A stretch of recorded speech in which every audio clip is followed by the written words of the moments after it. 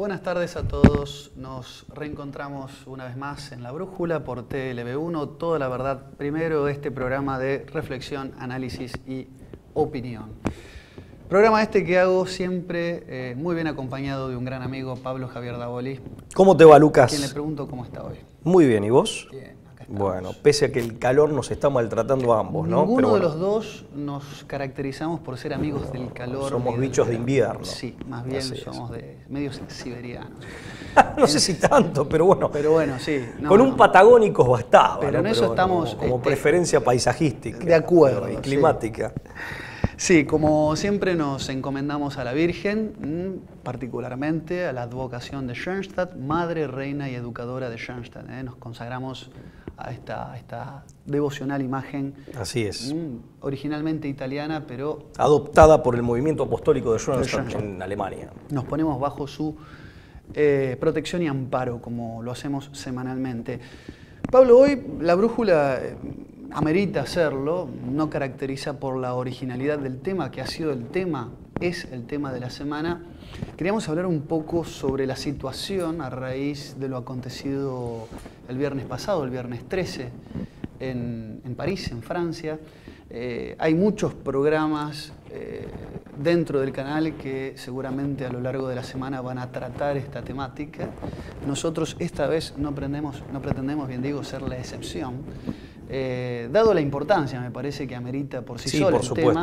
Por supuesto. Es un tema de relevancia y bueno, queremos obviamente como un rompecabezas aportar algunas piezas más a este enorme y enreverado entramado de relaciones que se pueden hacer en torno a estos acontecimientos. Que son ciertamente trágicos. Que son desde luego alarmantes, trágicos, pero bueno, que siempre consideramos a la luz de lo que, con la complicidad de los medios masivos de comunicación, no siempre están del todo bien desarrollados, abordados y por supuesto difundidos por la prensa, ¿no? Sí, curiosamente hay determinadas la prensa piezas genuflexa, como sí, le decimos, ¿no? Totalmente, y hay ciertas piezas clave del rompecabezas que nos permitirían pintar un panorama que sintomáticamente en muchos programas de los grandes medios se aborda el tema, pero no están. Claro. O sea, son aspectos o datos que son fundamentales para intentar interpretar qué es lo que ha pasado, quién está detrás de esto y qué consecuencias va a traer, cuáles eran las que se buscaban y cuáles son las que objetivamente se van a derivar. Sí, lamentablemente hay información tergiversada y hay graves omisiones, ¿no? Bien.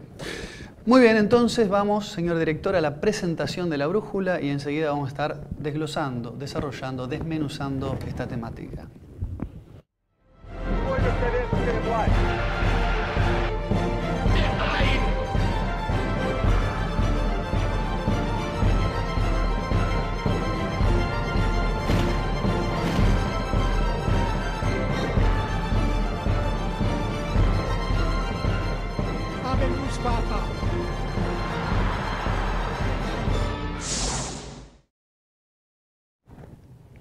Muy bien, esto es la brújula y qué difícil, ¿no? ¿Por dónde empezar? Porque esto tiene tantas aristas, tantas cosas para analizar.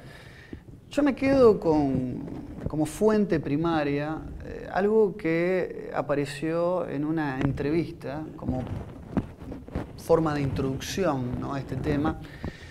El periodista ruso, ahora hispanoparlante, estamos hablando de Daniel Stulin, muy famoso. Alguien que casi no necesita presentación. Él es un periodista, un investigador, un estudioso sobre todo del Club Bilderberg, ¿no?, entre tantas otras temáticas que ha abordado a lo largo de su carrera periodística. Del Instituto Tavistock. También del Instituto Tavistock. Ha hablado sobre humanismo, entre tantas otras cosas, transhumanismo, ¿no? Y creo que Stulin es uno de los más, en tanto a ver su pasado, ¿no?, en torno a los servicios secretos rusos y demás, tiene fuentes realmente muy interesantes. O sea, como periodista hoy es uno de los que marca agenda en muchos temas. Y en una entrevista, poco tiempo después de aquel atentado al periódico Charlie Hebdo, ¿no?, ¿te acordás? Él anunciaba un libro, Fuera de control se titula ese libro, este libro en el que él ya le daba una vuelta de tuercas al problema de Europa y de lo que él anticipaba se iba a venir, ¿no? Que esto era solamente un vaticinio de muchas otras situaciones donde se iba a sufrir en Francia atentados fundamentalistas, como muchas veces se abusa, ¿no?, con ese término. Sí, se los califica de esa manera un tanto ambigua. Sí, que merecería un desarrollo, ¿no?, ulterior. Pero lo que decía Daniel Stulin es que cuando él publicó este libro, una de las fuentes claves, Brand Winkelsort, que él estuvo incorporado durante mucho tiempo en el banco UBS de Suiza, uno de los más importantes. Él mantuvo la edición de este libro durante mucho tiempo. Pablo lo tenía en secreto, Stulin estoy hablando, con dos editores de la editorial Planeta, lo tenía medio en secreto porque quería ser muy cauteloso, es lo que él cuenta en esta entrevista.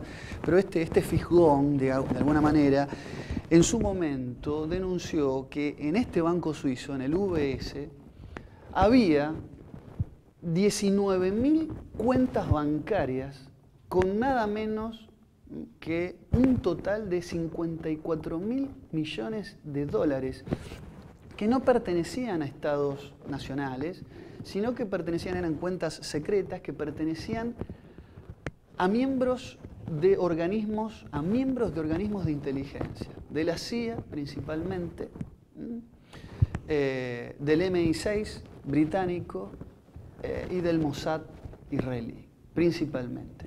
Estamos y también hablando de un total de 54.000 millones de dólares. Una auténtica fortuna. También habla, también habla de fondos, de cuentas giradas, con fondos girados desde Arabia Saudita, ¿no?, y Emiratos Árabes Unidos.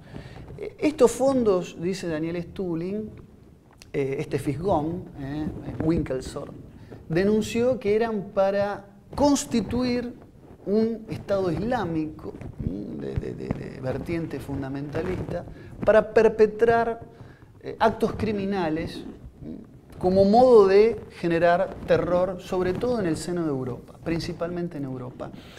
Esta información y esta documentación se presentó en una reunión de comisión en el Senado de Estados Unidos. Las pruebas pertinentes de estas operaciones y de estas cuentas bancarias encubiertas se presentaron con pruebas contundentes en el Senado de los Estados Unidos cuando Barack Obama todavía era senador por el Partido Demócrata. Lejos de hacerse algo con esto, a este Fisgón se lo acusó falsamente y se lo encarceló. No se hizo caso omiso a todas estas pruebas. Un desenlace que se ha repetido en historias análogas. Primero se lo silenció con la persecución, tiempo después se lo dejó en libertad y se lo indemnizó, dice Daniel Stulin, con 104 millones de dólares también para silenciarlo. Bueno, no sabemos bien cuál fue el destino de este personaje de la banca UBS, pero sí es verdad que por primera vez se anunciaba un programa sistemático de financiamiento por potencias occidentales en connivencia con los servicios de inteligencia, incluidos también el Mossad israelí, para crear este famoso terrorismo que hoy parece aquejar gran parte de Medio Oriente y principalmente ahora también de Europa, ¿no? Digo eso como introducción a partir del cual podemos sacar una serie de consideraciones menores. Es que hay otros testimonios que van en el mismo sentido, Lucas, y yo traté casualmente una semana antes de que se produjeran estos horrorosos atentados que tanta perplejidad han causado y tanto repudio provocan, repudio al que nos sumamos, por supuesto. Y te decía, una semana antes de estos atentados yo me puse a reseñar de manera muy sucinta, muy sumaria, estos testimonios periodísticos con cita de las correspondientes fuentes, ¿no?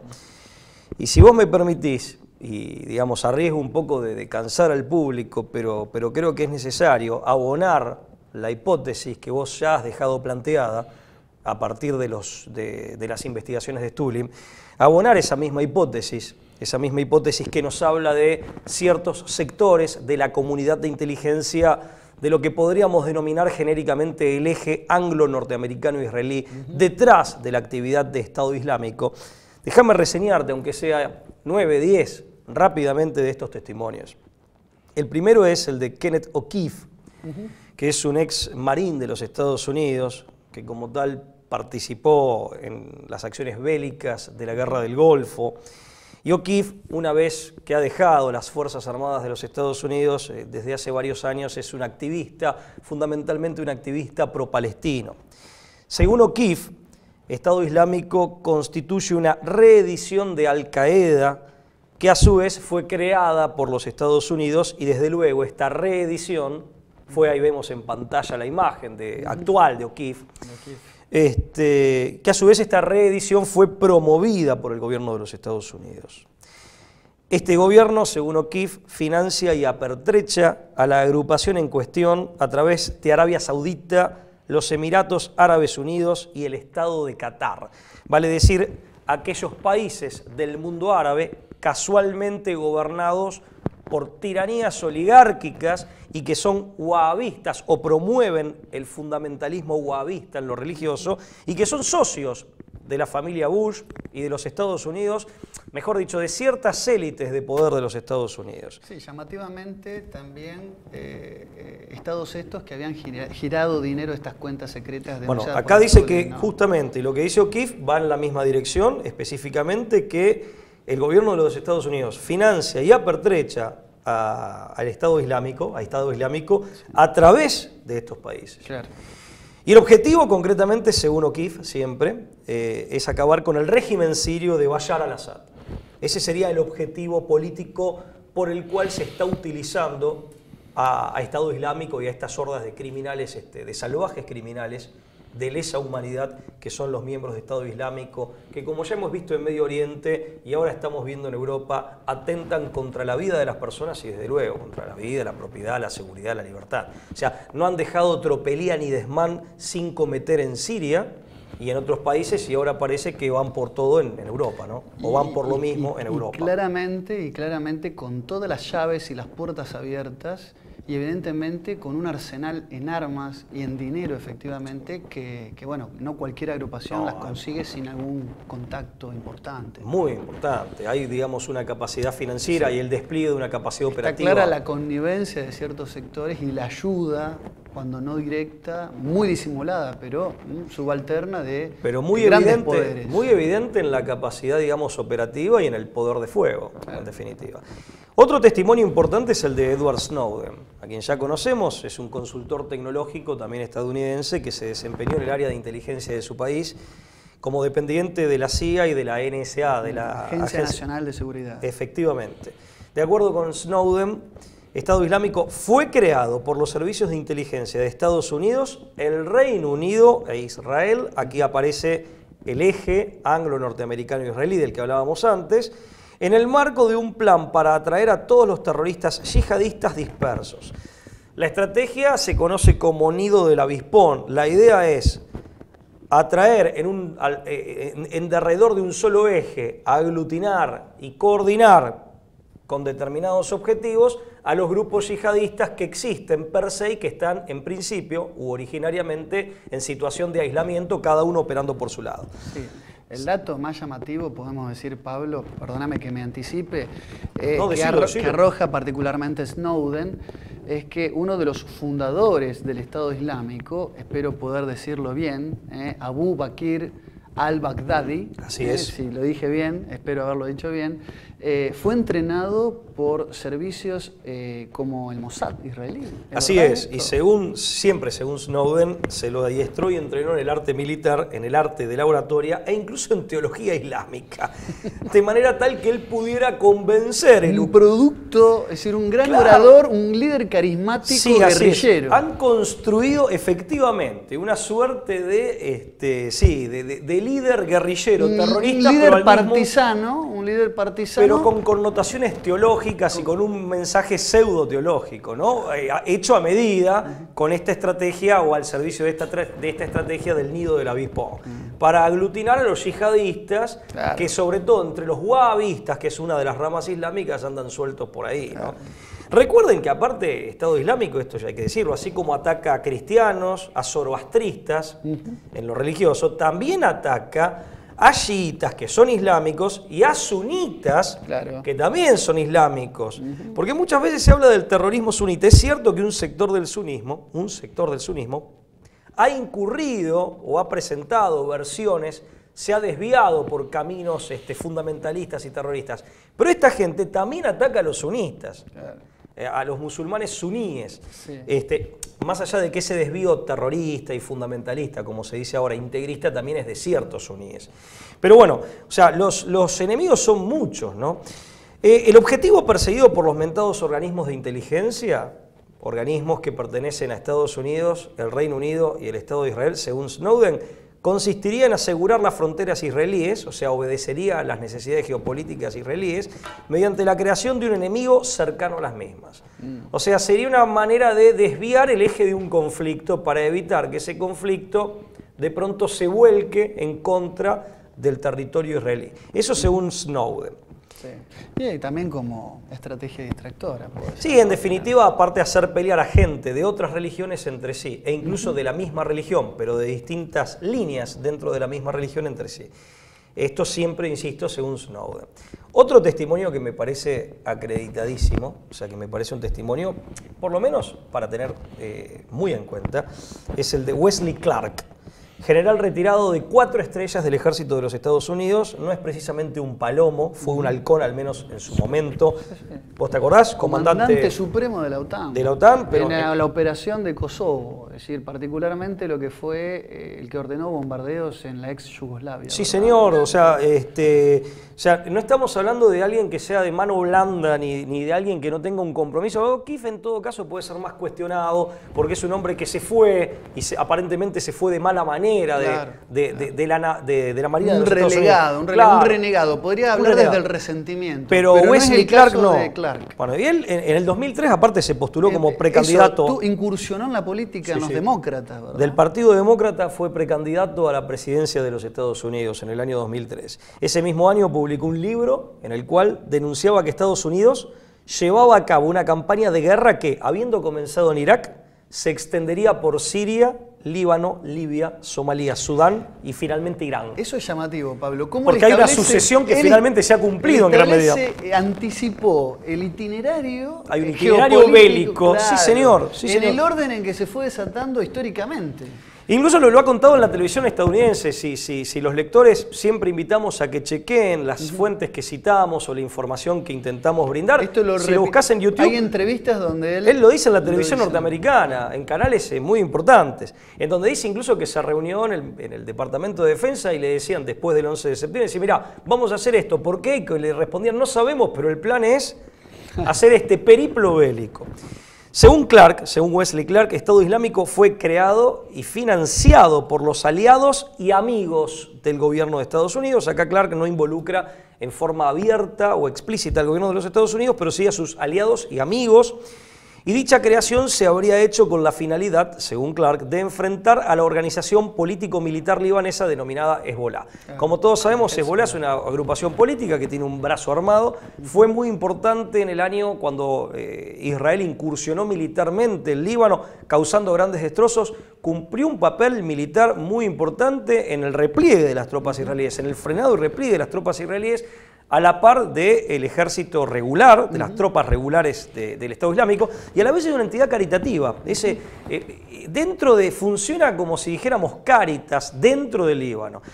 Son musulmanes chiitas, si bien Líbano aparte es un país en donde hay muchos libaneses que son de origen árabe en lo étnico, árabes libaneses que son cristianos, y también, esto hay que decirlo, Líbano, sobre todo Beirut, la París de Medio Oriente, es una ciudad, Líbano como país y Beirut como ciudad, que tiene una importante y muy antigua comunidad judía que en principio convive en paz con el resto de los libaneses, de sus conciudadanos. Un solo paréntesis, vos hablaste, ¿no?, de la incursión de Israel, ¿no?, en el Líbano.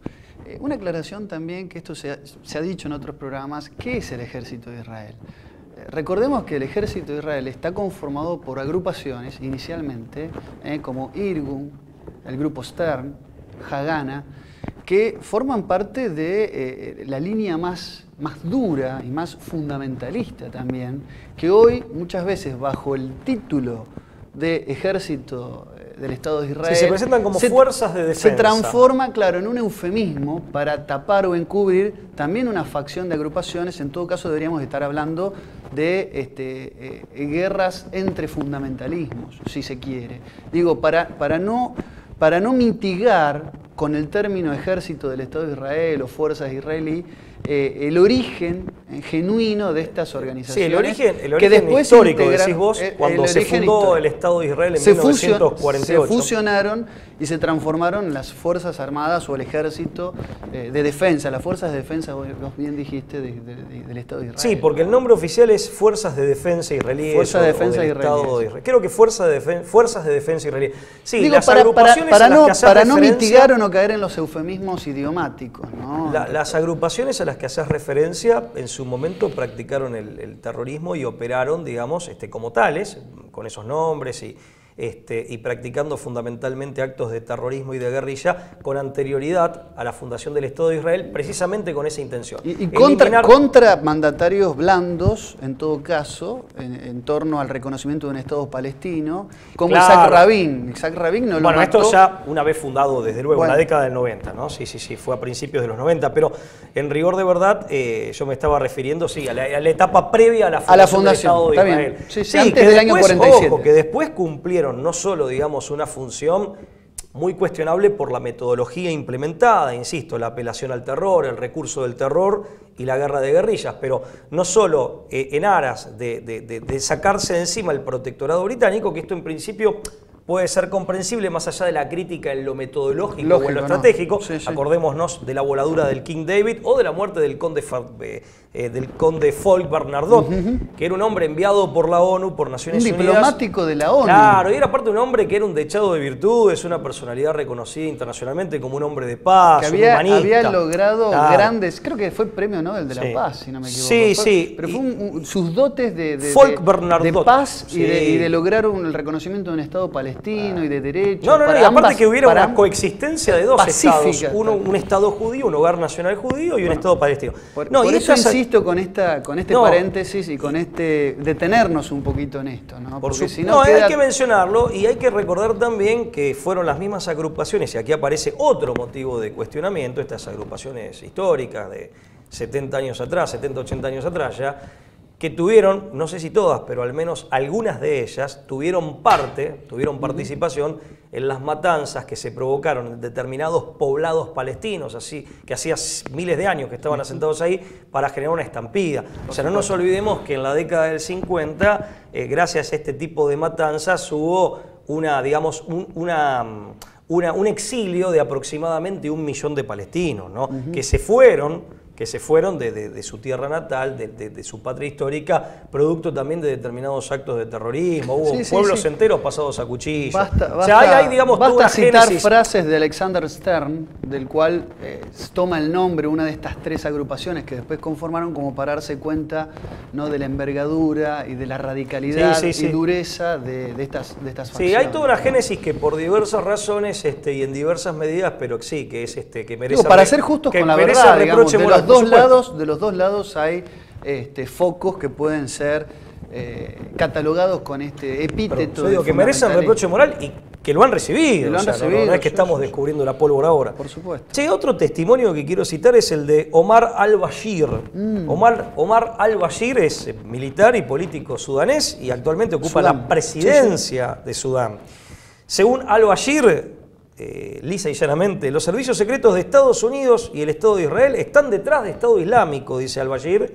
A través de dicha organización, según el presidente de Sudán, dichos servicios secretos manipulan y aprovechan en su propio favor la reacción de miles de jóvenes musulmanes ante los abusos del régimen sionista instalado en el Estado de Israel y la indebida injerencia norteamericana en la región, dice al-Bashir. Vale decir que al-Bashir reconoce, como también lo reconoce Snowden, que hay, digamos, un terreno fértil, un campo fértil para cierta actividad terrorista, cierta actividad fundamentalista, y que se aprovecha ese campo fértil o ese campo propicio para que surjan estos grupos, para direccionar su accionar en determinados objetivos, más allá de la voluntad de los miembros combatientes de estos grupos, ¿no es cierto? Que insisto, esto también hay que decirlo, que son auténticos criminales. Lo que uno ve que hace Estado Islámico, independientemente de lo que invoquen para hacer eso, e independientemente de quién los maneje o quién los haya creado, son auténticos criminales de lesa humanidad. Decapitan, crucifican, abusan sexualmente, esclavizan, torturan,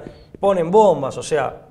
Claro. Y quiero que después te explayes, sí. hasta destruyen patrimonio cultural Sí. y lo hacen con saña, con una llamativa hazaña. Por eso lo dejamos en todo caso para después. Una de las aristas que tiene todo este ataque en el seno, en el corazón mismo de Oriente Próximo, es la devastación de un patrimonio cultural histórico, arqueológico y Valiosísimo. arquitectónico valiosísimo. De cuya preservación depende en gran medida que conservemos la debida memoria y el debido conocimiento de civilizaciones antiguas y, perdón, para que conservemos la debida memoria de los orígenes mediatos, de los orígenes más remotos, incluso de nuestra civilización occidental, que se enmarca entre las civilizaciones de origen indoeuropeo. No olvidemos que en el sur de Irak, entre el Éufrates y el Tigris, la Mesopotamia, la llamada Mesopotamia, cuna de civilización. Esta civilización prediluviana se erigió en su momento como la madre de todas las civilizaciones que después derivaron en lo que también hoy es Occidente. Sí, ¿no? bueno, los pueblos que dieron lugar finalmente a Occidente. Aparte, en definitiva, los pueblos empezando por Asiria, indoeuropeos estaban ahí. Babilonia,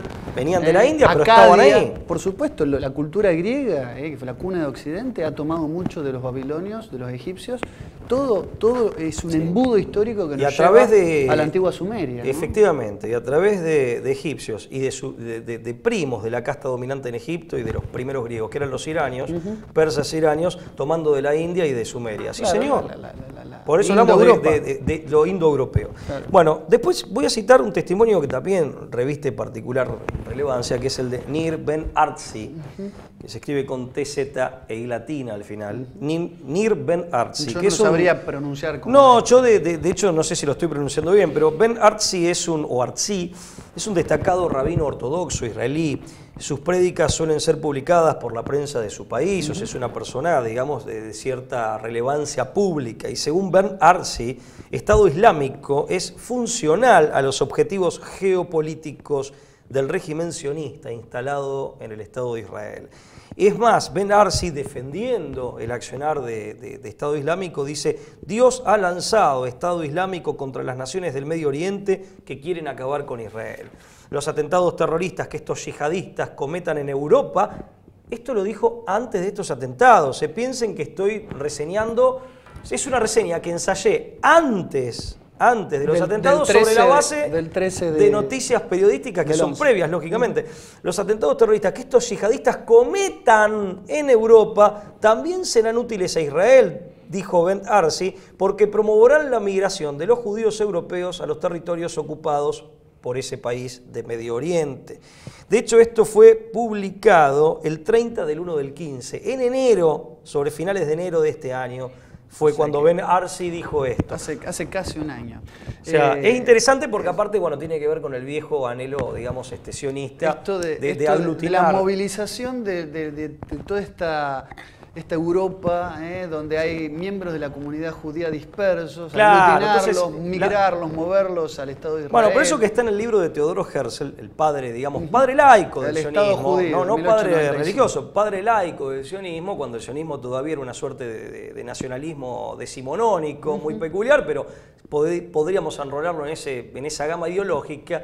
Teodoro Herzl plantea en Der Judenstaat, vos pronunciás alemán mejor que yo, Judenstaat, abogado vienés, muy importante. Herzl plantea claramente que el antisemitismo podía ser funcional a las aspiraciones del sionismo. ¿Por qué? Porque quebraba la voluntad del pueblo judío en diáspora de permanecer en los lugares donde habían nacido y residían para forzar una migración al Levante. Es verdad que tanto Leon Pinsker como Teodoro Herzl admitían la funcionalidad. La funcionalidad no la complicidad, porque eso ya es otra tesis funcionalidad objetiva. Indemostrable. Lo otro es una tesis funcionalidad que podía llegar a tener el nazismo en su momento para lograr este aglutinamiento. Sí, y aparte puede haber en todo caso una complicidad, en todo caso que fue táctica. Por ejemplo, se saben de las reuniones ya en la Segunda Guerra Mundial entre, digamos, ciertas autoridades del Tercer Reich, como, bueno, nada menos que el que fue director de Auschwitz, Adolf Eichmann, con ciertas autoridades del Congreso Judío Mundial. Muchos autores hablan al respecto, denunciando una complicidad, pero que en caso de haber existido como tal, habría sido meramente táctica, no bueno, es que había es sabido, un auténtico affectio societatis. Es sabido que Eichmann manejaba el yiddish y el hebreo, o sea, no es casualidad. Sí, ¿no? es cierto, ese es un dato de color que en algunas películas americanas aparece. Pablo, hacemos una pequeña pausa. Después vamos a seguir analizando testimonios llamativos, por lo menos que nos ameritan, una reflexión. Una reflexión aparte, nos dan que pensar. Y después también vamos a tratar de ver la cuestión geopolítica y vamos a ver qué es lo que pasa con Al-Assad, con Siria. ¿Por qué? ¿Por qué puede ser un blanco? ¿Y por qué Francia? También. ¿Y por qué Francia también? Por supuesto. Le vamos a pedir que se queden del otro lado. Vayan, por favor, mandándonos mensajes, información ampliatoria de todos estos temas. Para nosotros es fundamental contar con su participación. Breve pausa y estamos enseguidita nomás con esto que es La Brújula.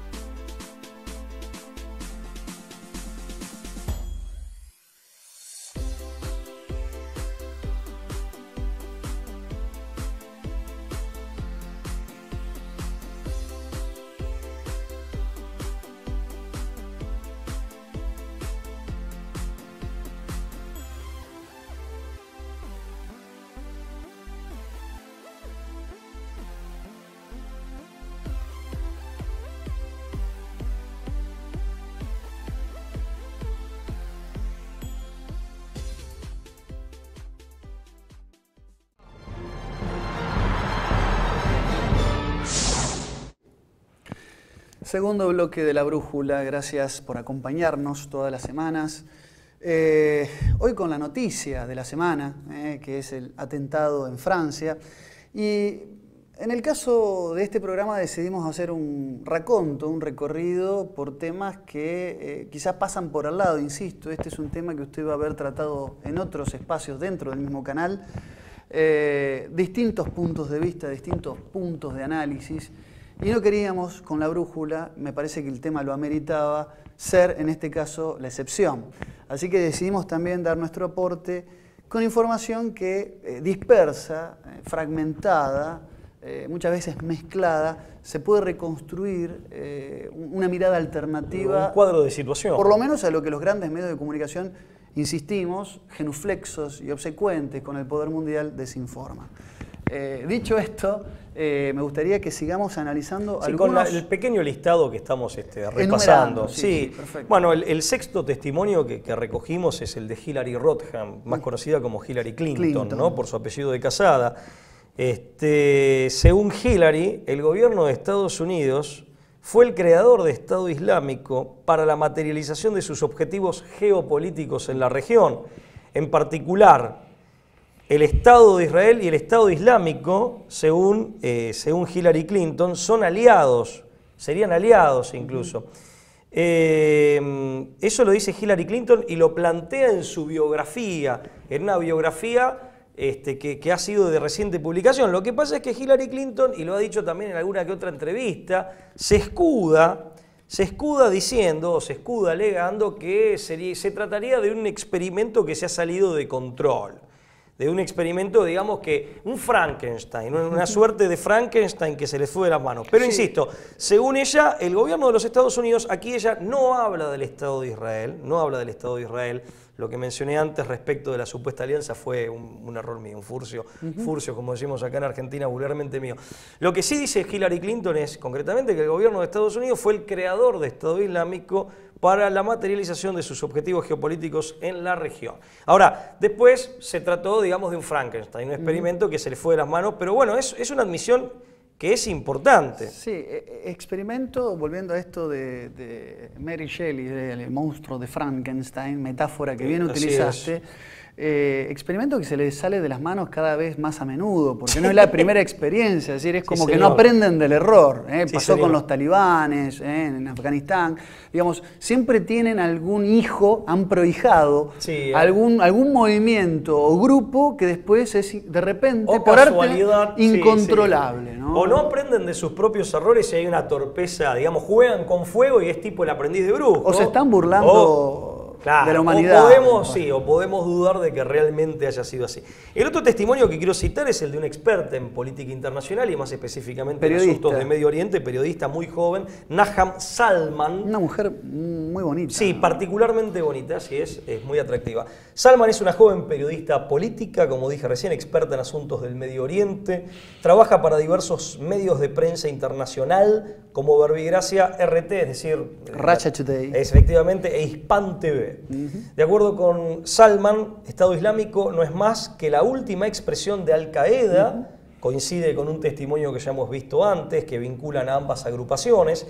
Meliflua, organización terrorista, esta, Al-Qaeda, que fue creada hace más de 30 años por los servicios secretos estadounidenses y saudíes, según Salman, la cual reaparece cada tanto en el escenario político cada vez que los designios de sus verdaderos fundadores así lo requieren. Es decir, es una agrupación que se hace y se vuelve a deshacer, se reagrupa y se vuelve a dispersar según, digamos, los designios de sus originarios fundadores. Incluso cambia de nombre, que esto es sintomático. Aparece incluso, Estado Islámico ha aparecido con diversos nombres. Sí. Estado Islámico de Irak y el Levante, Estado Islámico, incluso las siglas han cambiado en inglés y lógicamente en castellano también. Sí, es llamativo, palabras más, palabras menos, todos estos testimonios que muy bien citaste, Pablo, van en un mismo sentido. Grosso modo podemos decir que van en una misma dirección, en tratar de asociar al mismo lugar, claro. Asociando a estos grupos con organizaciones muy poderosas, muchos de ellos vinculados a servicios secretos, en nombre de los cuales se perpetúan, ¿no?, cada vez más en el tiempo este tipo de atentados, porque las grandes potencias occidentales vendrían a ser los verdaderos enemigos, en nombre del cual se llevan adelante estos atropellos, estas grandes tropelías. Entonces, llama la atención en todos estos testimonios de personas más que autorizadas, no solamente por su conocimiento teórico, sino también práctico, por su participación por su involucramiento. Y por su directo involucramiento, muy bien.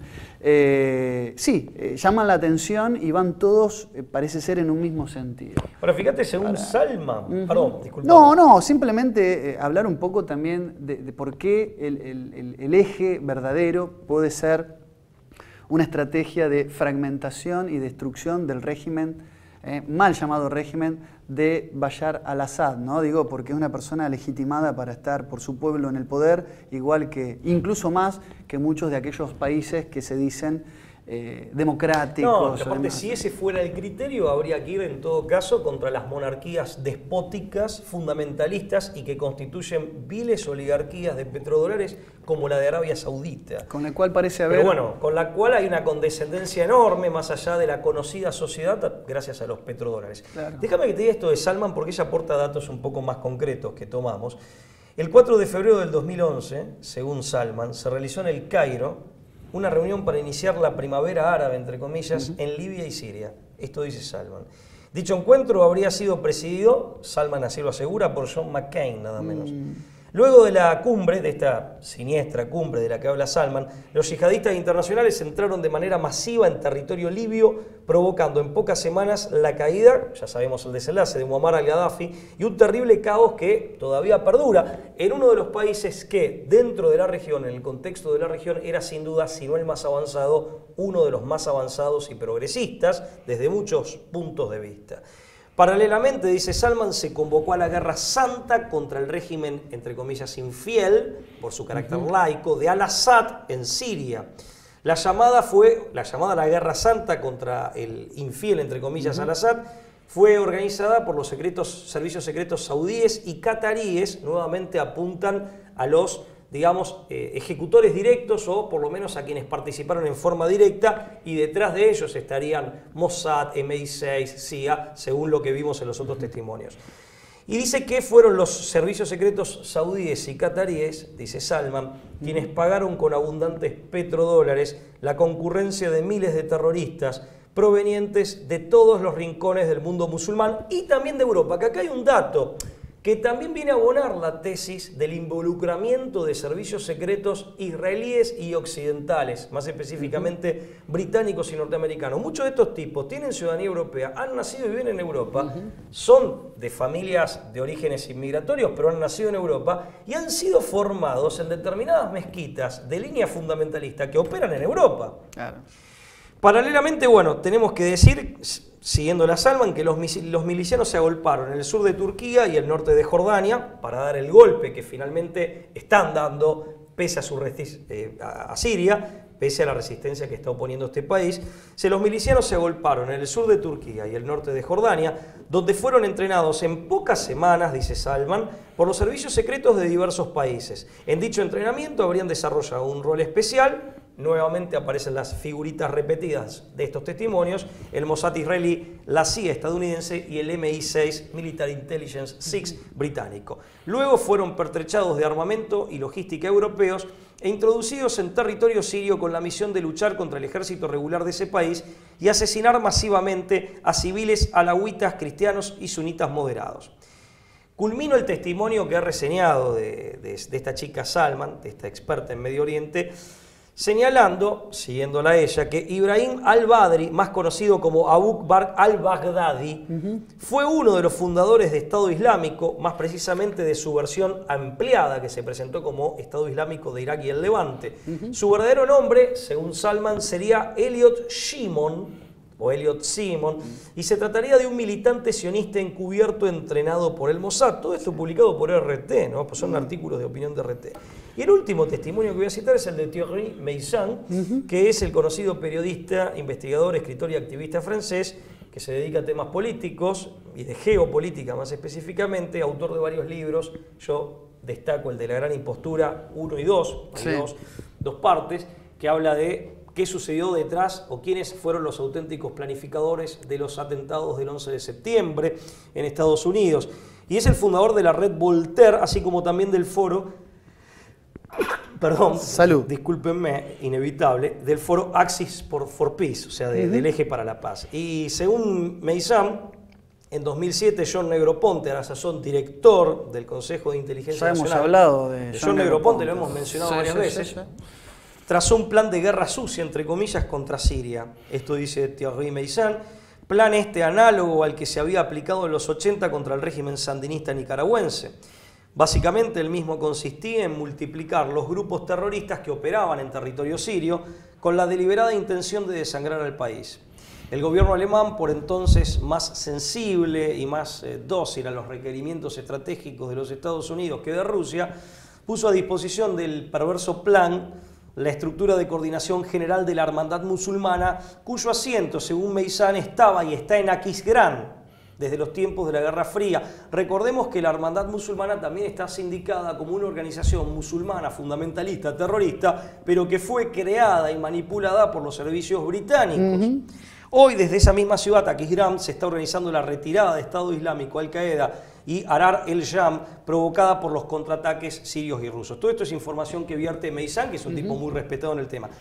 Mirá, y en los hechos concretos, más allá de testimonios de personalidades que nos merecen algún crédito o que por lo menos llaman nuestra atención y que merecen ser escuchadas, Tenemos que decir, y esto también lo informaron diversos periódicos, que en diversas ciudades de Siria, cuando se han retirado las hordas de criminales de Estado Islámico, han encontrado armamento israelí.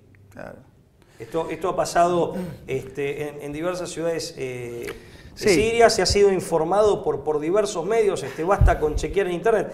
O sea, pero la verdad que... Además de pasaportes, ¿no? No, y aparte, el tema de pasaportes aparte es en Francia. Bueno, hay un artículo de la red Voltaire, justamente, vos la citaste, la red Voltaire, que habla, ¿no?, del tema del escándalo de la impunidad de los pasaportes, ¿no? Tanto en este caso de Francia, cosa que viene desde el 11 de septiembre, ¿no?, del año 2001, encontrándose en los escombros, en el caso de Charlie Hebdo, en un auto, en las cercanías. Que finalmente, después, según las fotos, era otro auto, absolutamente, el auto decomisado por la policía. Pero aparte, la llamativa aparición, un pasaporte en una montaña de toneladas de escombros, en donde, según un bombero que dio su testimonio, estaba todo pulverizado. Digamos, un teclado de un teléfono fue lo único reconocible. Efectivamente. A raíz de una explosión, imagínense, con combustible de avión. El pasaporte adentro del avión. El pasaporte que probablemente viajaba en el avión. ¿Cómo sobrevivió? No, y aparte, ¿cómo sobrevivió? El pasaporte, encontrarlo, ¿no? Entrecomillando el término sobrevivió. Desde ¿no? luego. ¿Y cómo se lo adjudica a quien de pronto queda como sindicado como uno de los autores de ese terrible atentado? Sí, ya es burda, ¿no?, la maniobra. Pero fíjate que hay datos que se omiten y que son graves. Por ejemplo, esto de las armas israelíes es sintomático y fue publicado por diversos medios. En el Hispan TV, por ejemplo, en Nexo Latino ha publicado que desde 2011 la crisis siria, cuando comenzó la crisis siria, el régimen de Tel Aviv ha proveído de asistencia médica a los terroristas que combaten contra el ejército sirio. El 1 del 11 del 15, es decir, recientemente, también Hispan TV informó que el ejército sirio confiscó grandes cantidades de armas, municiones y artefactos explosivos de fabricación israelí durante sus operaciones antiterroristas en la ciudad de Hama, con H, en el oeste de Siria. O sea, información es mucha. Lo que me llama poderosamente la atención, por ejemplo, es que acá ningún medio dijo que nada menos que el embajador de Siria, el representante de Siria ante Naciones Unidas, acreditado ante Naciones Unidas, Bashar al-Jafari, Bashar al-Jafari con Y, al-Jafari, importante diplomático sirio, haya dicho que el Estado de Israel y Estado Islámico son aliados. O sea, porque no lo dice cualquiera, ni siquiera lo dice un investigador, lo dice nada menos que el diplomático que representa a Siria ante la Asamblea General de Naciones Unidas. Dice, el régimen sionista permite el libre flujo de milicianos y armas en favor del Estado Islámico a través de los territorios ocupados por el Estado hebreo, Estado judío, como se le suele denominar, Estado de Israel, en los altos del Golán, para su posterior entrada en territorio sirio. El gobierno israelí ayuda a los miembros del Estado Islámico a infiltrarse desde Jordania, donde tiene sus campos de entrenamiento en la línea de separación de los altos del Golán. Esto no lo dice un cualquiera, lo dice el representante oficial del Estado sirio en Naciones Unidas, al-Jafari. O sea, fíjate que... Esto, Pablo, vuelve a ser... Es muy llamativo, no puede ser omitido así nomás. Tenemos tanto para decir y ya nos están pidiendo que redondeemos, ¿no? Pero hay algunos puntos para aclarar, ¿no? Seguimos rodando o circundando en lo que hace tiempo venimos diciendo, que tiene que ver con una cuestión geopolítica, que tiene que ver con la ingenierización, las nuevas formas de ingenierización de la guerra, los atentados de false flag, de bandera falsa, este trabajo de victimizar primero a la facción que va a terminar ocupando un territorio, esto es justificar después una ocupación. Recordemos que Siria es un estado que no tiene banca Rothschild, que ha prohibido los alimentos transgénicos, que es aliado incondicional de Vladimir Putin, del gigante del Heartland. Recordemos a Mackinder, ¿no? Del Heartland de Eurasia. Y Nicholas Spigman, exactamente, que hablaba del Remland y el de Heartland, ¿no? Hablaba de estas nociones, cómo Siria se ubica en un camino que va entre el Estado de Israel e Irán. Y en este itinerario, ¿no?, que va pasando, fue Libia, fue Irak, fue Afganistán, ahora es Siria. Es primero el itinerario de Wesley Clark. El famoso itinerario que ya denunció Wesley Clark. Parece cumplirse a rajatabla, cómo los intereses de la política exterior del Estado de Israel parecen afectar o hacer intervenir a grandes potencias como, que son sus aliados, como es Estados Unidos y Gran Bretaña. Esto ya lo denunciaban estos dos académicos, ¿no?, que escribieron este famoso libro, La política exterior israelí, ¿no? Y el lobby israelí y la política exterior norteamericana. Sí, estamos hablando, John Mearsheimer y Stephen Walt, académicos de la Universidad de Chicago y la Universidad de Harvard. Sí, es decir, aparte de académicos de renombre. De renombre, ¿no? Y ambos CFR, o sea que no son ninguno bebé de pecho. Pero sí son personas que se han enojado con la situación que se está viviendo en Estados Unidos. Cómo se ha doblegado el espíritu de la política exterior y es conducida a una guerra que le es absolutamente ajena. Es decir, acá estamos ante esta nueva distorsión de las cosas y me parece que todo esto está haciendo foco siempre en lo mismo. Hay un enemigo circunstancial que es Bashar al-Assad y la forma de generar hostilidades ahora está involucrando a civiles. Me parece que lo de Francia es una consecuencia más dentro de las múltiples que va a seguir habiendo. Y es muy preocupante. Con el agravante. Donde los inocentes son los que mueren. No, por supuesto. Independientemente de toda otra condición o consideración, independientemente de nacionalidad, raza, religión, sexo, etcétera. Por supuesto, son las víctimas inocentes por las que uno se lamenta y por las que uno repudia abiertamente y explícitamente repudiamos este tipo de atentados y estas formas de violencia. Pero aparte hay que decir, vos hablabas de la geopolítica, digamos, de base mackinderiana y en definitiva spigmaniana. No hay que olvidarse, como bien insinuaste vos, que Siria está, digamos, no solo está dentro de la geopolítica medio oriental, en el camino, digamos, por así decir, entre el Estado de Israel y el Estado de Irán, sino que además, ya en el marco geopolítico grande, en el gran tablero, diría Brzezinski, está, digamos, en la panza, en el bajo vientre de Rusia, y por eso es una posición importante como para terminar de cerrar el Rimland, ¿no? El control del Rimland, digamos, anglo-norteamericano-israelí, o si se quiere atlantista, se le podría llamar, en contra de la potencia del Heartland, que empieza a ejercer su influencia en la Rusia europea. En el centro de Europa, o sea, en una Alemania que, como dije antes, estaba de pronto muy dócil a Putin, ya no tan atlantista, y frente a una Francia en donde la segunda fuerza política es la de Marine Le Pen, que tiene una alianza estratégica con Putin.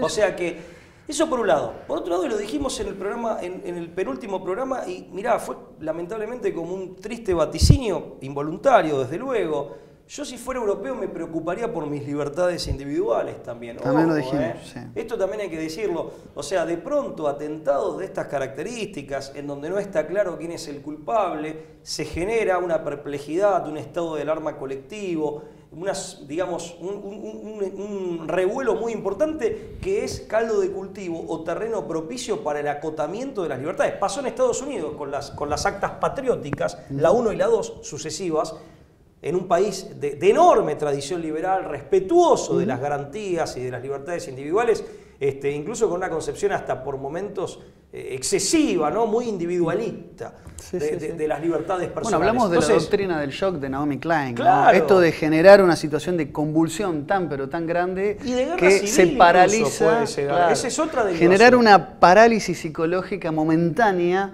para imponer determinadas políticas. Por lo pronto, aparte, ya tenemos el primer efecto. La conferencia de Viena, en donde se iba a tratar el futuro de Siria y en la que participaron grandes potencias, se vio condicionada por estos acontecimientos. Se pudo exigir abiertamente que se vaya Bashar al-Assad, digamos, las potencias occidentales, entre comillas, por denominarle de algún modo. Entre ellas Francia se sumó a ese tipo de reclamo, pero además ya Francia tiene la excusa perfecta para justificar por qué movilizó el de Gaulle, el portaaviones de Gaulle, hacia las costas de Siria. El anuncio de Hollande. Francia está en guerra. Francia está en guerra y tiene la excusa perfecta para meter tropa en Siria. Ya sabemos cómo meten tropa. Como los Estados Unidos, que sobre pretexto de combatir Estado Islámico en Irak, se equivocaron y tiraron justo en una zona los apertrechamientos que tomó Estado Islámico. Bueno, ahí hablamos de la ingenierización de la guerra, las nuevas formas de ingenierización. Que aparte de una manera que, a ver, insisto, uno no tiene la posta como para aseverar. Yo, como buen abogado, siempre me remito y pido al público que se remita siempre a pruebas concretas por una cuestión de verdad y justicia y de estricta seriedad periodística, pero lo que hay que decir es que es subjetivo, lo que hay que decir es que resulta llamativo y, como decía un viejo profesor de filosofía mío, torna razonable la sospecha, no la convierte en certeza, pero torna razonable la sospecha. Aquí hay, como decimos en criollo, gato encerrado. Y lo cierto es que, el otro día me lo dijo un exalumno de Derecho, un hombre que ya es médico, la justicia es hija de la verdad. Y nosotros como católicos aparte pensamos que solo la verdad nos libera. No solo a nosotros, a todos los hombres. Como decía San Pablo, la verdad debe ser dicha oportuna e inoportunamente. Entonces, y la verdad hay que buscarla dialógicamente, con honestidad intelectual. No nos con la modestia. arrogamos, claro está. Efectivamente, este es nuestro aporte en la búsqueda de la verdad. En el artículo que hemos citado, que insisto, es un artículo que escribí una semana antes de que pasara todo esto, están las fuentes de la información que cité y que lo vamos a volver a colgar. Incluso en el Face de la brújula. Para que y nos comprometemos también con el público a tratar de agregar más información y le pedimos al público que lo haga. Pero insisto, esperemos que este aporte sirva para develar lo que más nos importa, que es la verdad, porque sin ella no hay libertad ni tampoco hay justicia. Este fue nuestro humilde, sincero aporte para esta temática que, insistimos, es el tema de la semana. Muchas gracias, nos reencontramos, si Dios quiere, la semana que viene. Chao.